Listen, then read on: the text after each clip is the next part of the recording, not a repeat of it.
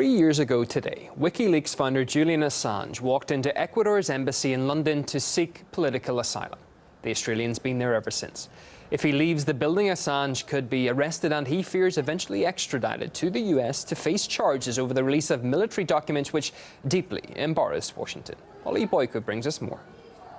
He's been stuck inside these four walls for 3 years now. But in that time, Julian Assange, who's going to turn 44 in 2 weeks' time, has managed to rack up a few milestones. He's made a bid for the Australian Senate, addressed the United Nations on human rights, been the subject of a Hollywood blockbuster, and even appeared in an episode of The Simpsons. Celebrities including Yoko Ono, Lady Gaga and John Cusack have popped in to see him too. Back in March, there was a small victory for the whistleblower when Sweden's prosecutor agreed to come and interview him here in London over allegations of sexual offences made against him in Sweden. But that appointment, which was meant to take place this week, has been cancelled because the Swedish authorities haven't obtained the right paperwork to enter the Ecuadorian embassy.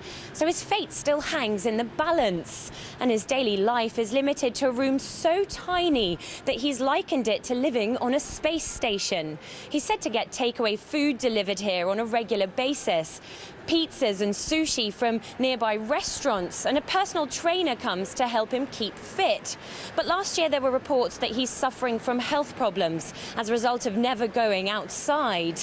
In fact, out here, there's little sign that a famous figure lives just feet away. Well, except for the police officers, who are ready to pounce on him if he decides to emerge. Have you ever seen pictures of this man? Richard Branson? No. Almost. He looks Almost a bit like him. I don't know really. He's a journalist or is someone, so he can't go out because he done something wrong against UK. It's Julian Assange. Oh, sure. Okay, got it. I thought he was in Ecuador. Let him stay there for the rest of his life. Everything he's done is pretty epic. A lot of people don't appreciate the effort he's gone to make sure people are aware of what's going on. Julian Assange is just the latest and most high-profile individual to take refuge in a diplomatic mission. And today's 3-year anniversary isn't going to get him in the record books just yet.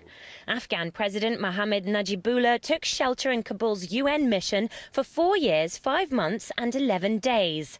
Then there was a group of Russian Christians known as the Siberian Seven. They spent half a decade holed up in the underground mailroom of Moscow's US embassy before being allowed to emigrate. But the trophy for the longest embassy stint goes to an anti-communist Hungarian cardinal who took refuge in the US mission in Budapest in 1956. Josef Mincenti had been inside for a whopping 15 years.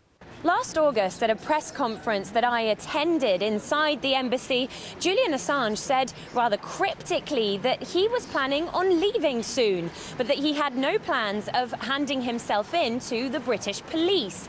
So once again, the reporters flocked here. But there was no dramatic finale. And considering that just this week the Ecuadorian president has said that Julian Assange could spend his entire lifetime here, some are beginning to think that there might not be one. Reporting from outside London's Ecuadorian embassy, I'm Polly Boyko. So Julian Assange may not be going outside the front door, but it's still costing Britain a small fortune to keep tabs on him.